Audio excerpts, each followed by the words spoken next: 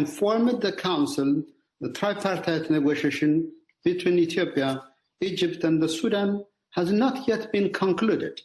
The three countries have in fact reached consensus on most of the prominent technical issues in the last rounds of the negotiation. That's why Ethiopia is of the few that progress at hand and a mutually beneficial agreement is within reach. Even if the three countries fail to resolve their differences on the outstanding issues, the Declaration of Principles, DOP, signed in 2015 by their leaders, provides for dispute settlement mechanisms which are yet to be exhausted.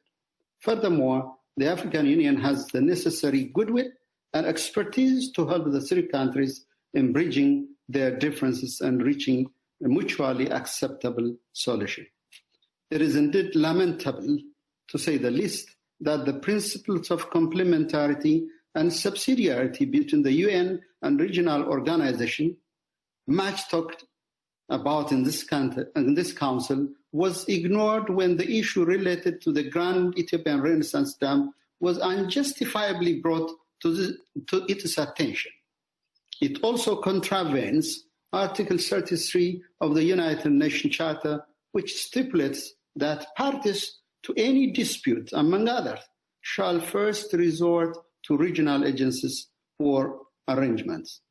Members of the Council are aware that 3 days ago, as mentioned earlier, the Bureau of the Assembly of the African Union held an extraordinary meeting under the chairmanship of His Excellency President Ramaphosa.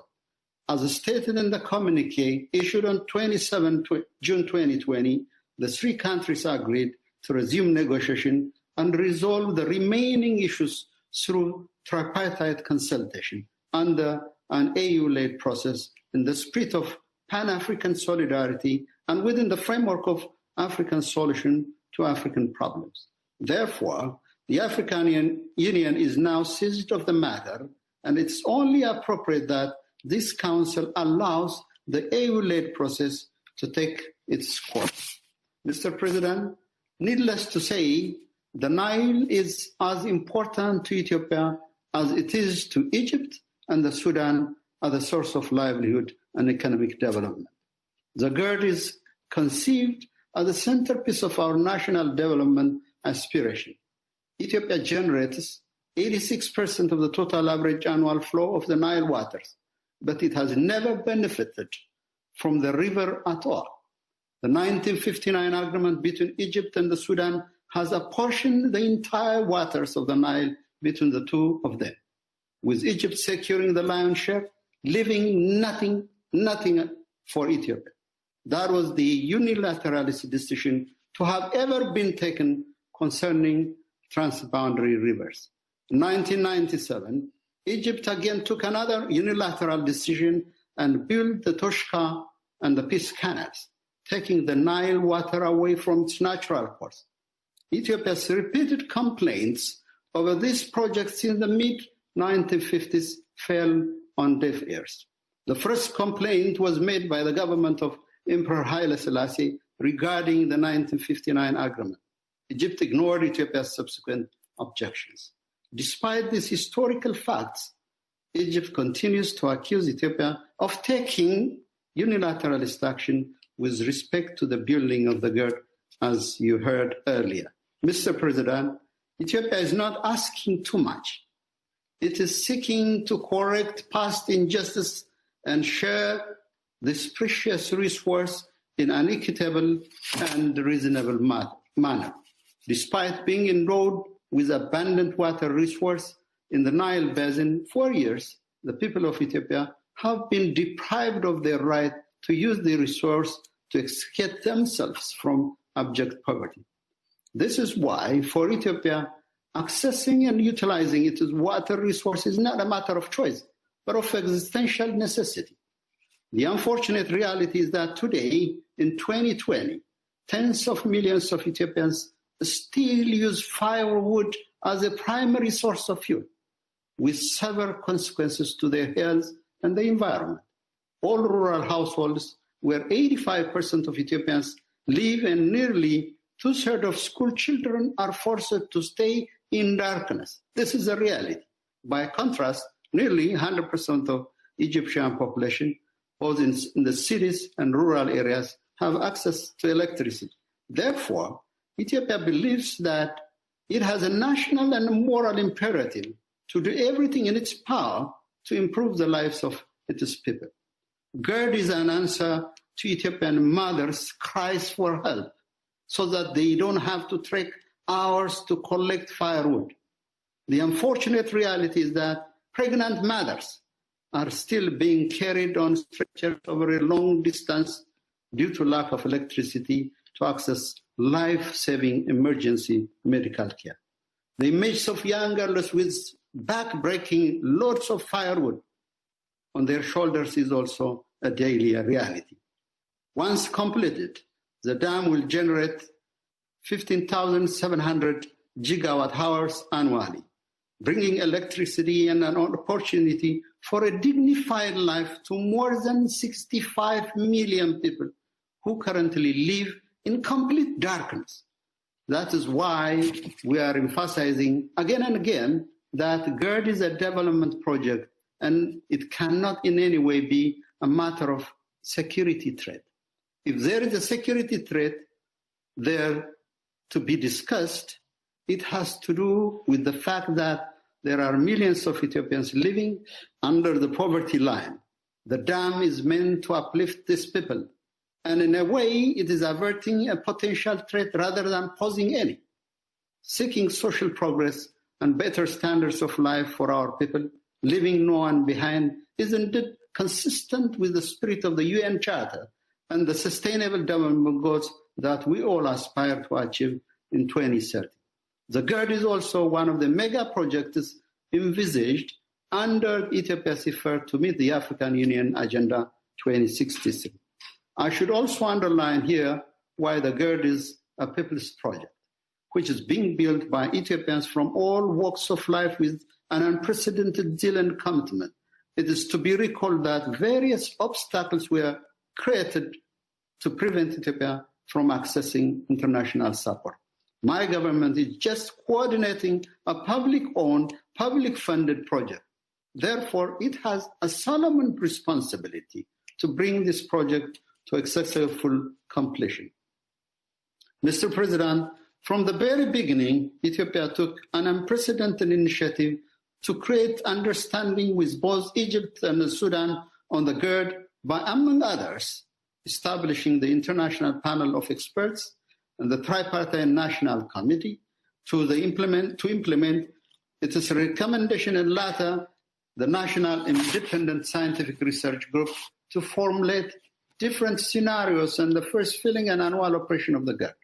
All this initiative failed to deliver the desired result because of Egyptian intransigence and its insistence on historic rights and current use. The reason why Egypt has been consistently engaged in scuttling the tripartite negotiation has more to do with its own internal situation than anything else. On the other hand, Sudan knows full well the benefits of the dam. Be that as it may, Ethiopia has been guided by the internationally accepted principle of equitable and reasonable utilization and not causing significant harm in building the dam. Ethiopia cannot harm Egypt and the Sudan through the dam because if to harm is not to release water, then building it in the first place would have been meaningless and purposeless. We are all the people of the Nile. Therefore, Ethiopia cannot harm Egypt without harming itself. The DOP clearly encapsulates Ethiopia's firm commitment to the principles of transboundary water utilization. In fact, Ethiopia's good faith efforts have been unprecedented in the history of transboundary rivers. It doesn't deserve to be mistreated. It should be instead be commended for demonstrating exemplary cooperation. Mr. President, in October 2019, at the request of Egypt, the United States government invited the three countries to Washington, D.C. for consultation. Ethiopia responded positively in good faith and hoping that the presence of observers will help facilitate the negotiation. However, Egypt sought to impose unacceptable terms on Ethiopia by leveraging and influencing the process. Unfortunately, Egypt's actions muddied the water even further. Throughout the course of the negotiations, Ethiopia has shown a great deal of flexibility in the tripartite process to build the necessary trust and confidence. As a demonstration of its good faith gesture, Ethiopia agreed to fill the GERD reservoir from 4 to 7 years, although it could be filled in 3 years without causing significant harm to Egypt and the Sudan. Furthermore, Ethiopia agreed to postpone the second phase of the first filling if annual inflow at the GERD is below 31 billion cubic meters. Mr. President, the three countries have already agreed on the initial filling of the dam. Luckily, Mother Nature is an agreement too. This year is an opportune time to begin impounding water in the GERD reservoir. Currently, both the Blue Nile and the White Nile have above normal flow. Lake Victoria is at a record high level. The highest one dam is also at its full supply level of 182 meters above sea level, which is a record high for the past 40 years or 4 decades. During the first stage of the impoundment, which is a testing or a trial, Ethiopia will retain only about 1/10 of the average annual flow of the Blue Nile. By contrast, every year, twice the amount of the water retained during the initial filling of the GERD is lost to evaporation from the highest one dam. This is in addition to the wastage through water-intensive flood irrigation practice in Egypt. Water is increasingly becoming a scarce commodity. More than 60% of Ethiopia's surface area is dry land with no sustaining water resource. Egypt, on the other hand, is endowed with plenty of groundwater resources and has access to seawater, which could be desalinated for use. Mr. President, in any transboundary watercourse, drought management is the joint responsibility of all riparian countries. But Egypt wants Ethiopia to shoulder the burden of drought alone. Water use or dam operation rules are dependent on the availability of water. They depend on the Almighty God. Hence, operation rules must have special guidelines, creating 2 different hydrological conditions, including drought. Therefore, the 3 countries must agree on drought threshold and cooperative mechanism for sharing the responsibility for addressing and mitigating any consequences of drought and climate change. Furthermore, Ethiopia believes that any future dispute arising from the use of the Blue Nile water should be resolved in line with the principles agreed to in the DOP, which provides for a mechanism that allows the 3 countries to address their grievances through conciliation, mediation, by referring the matter for the consideration of our heads of state and governments. Ultimately, Ethiopia believes any agreement must not in any way constrain its sovereign right to future use and upstream development on the Blue Nile. Mr. President, the involvement of the Security Council on this issue risks hardening position and making compromise even more difficult. Instead of pronouncing itself on this matter, the Council should defer to the African Union and encourage the 3 countries to return to the tripartite negotiations as the only means to finding an amicable solution to the remaining outstanding issues. We also hope the Council would be cautious not to amplify differences and undermine the AU-led process. The statement we just heard from our brother, Minister Shukri, glaringly shows that the AU-led mechanism is seen in a very precarious situation. The statement casts serious doubt. In this momentous year, marking the 75th anniversary of the United Nations, I wish to recall a moment in history when another Ethiopian leader, Emperor Haile Selassie, spoke before the League of Nations to make a moral case against the scourge of colonialism and the invasion of my country. He warned that it is us today, it will be you tomorrow. The League of Nations, unfortunately, did little to heed that call.